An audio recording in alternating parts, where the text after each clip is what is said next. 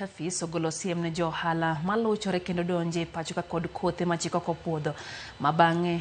ketho ne jopur chendo mage kagikone idhi kaone gi ondao mager mar chik kagilose kinde ma board mar Kafis no limo boma na manga mayudre tong Kenya gi Tanzania gikone gidhi kao ndao mar chik ne johala makelo kothe ma okopuodhi pachoka magikone kelo tuoche ne cham mantiere puothe mathurka kendo kelo lal ne jopur. Gilano ni giketo kenge mungirore tong kod pewe duto mag ndege mapachoka mar fwenyo kothe mabandia mairwako e pachoka kaka yor gengo lal mar jopur osebedo kayudo.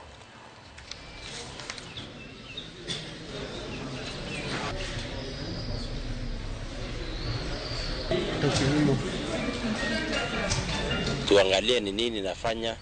bei ya mbegu iwe rahisi, kwa sababu bei ikiwa rahisi wakulima wataenda kununua mbegu ingine wanafikiria ni mzuri lakini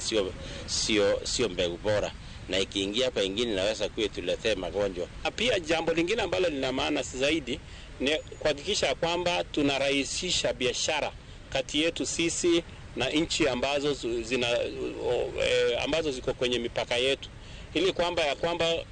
waweze kufanya biashara kwa njia ya urahisi. And we are putting on notice those unscrupulous seed traders who are selling fake seed, that our inspectors will come and arrest you and take you to court according to Seed and Plant Varieties Act.